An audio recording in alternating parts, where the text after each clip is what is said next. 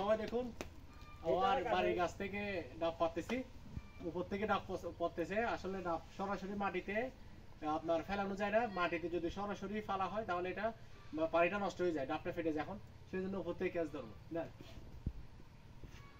ও দেখুন কি দারুণ ভাবে ক্যাচ ধরেছি ডাবটা।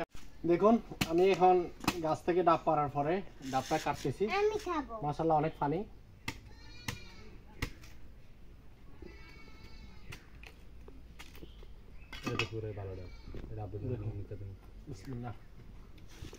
মাশাআল্লাহ সবাই দেখুন কি পানি হয়েছে, একদম এটা দেখো পানি, ডাবের পুরা মুখ মুখ আছে পানি।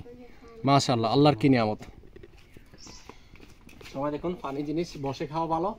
আমি এটা বিসমিল্লাহ বলে আল্লাহর নাম বলে খাবো। আপনারা দেখুন আসলে আপনারা খেতে পারতেছেন না, আপনারা ইমন এগ্রোতে আসবেন, ইমন এগ্রোতে আসলে ইনশাআল্লাহ ডাব খাওয়ানো হবে। বিসমিল্লাহ রাহমান রাহিম।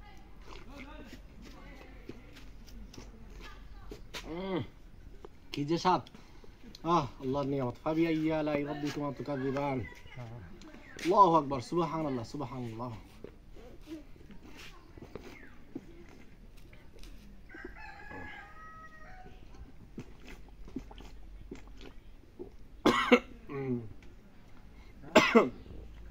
এগুলো অনেকগুলো ফাটছি। কয়টা ফাটছে আপনাদের কাকা?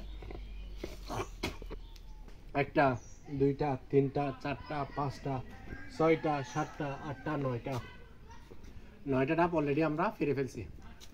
আজকে 9টা ডাবই খাবো, কারণ ডাবের মধ্যে অনেক পুষ্টি আছে যা আমাদের শরীরের জন্য অত্যন্ত উপকার আসবে। আসলে পানি খেয়ে কথা বের হচ্ছে না। সবাইকে এতক্ষণ সাথে থাকার জন্য ধন্যবাদ। আল্লাহ হাফেজ।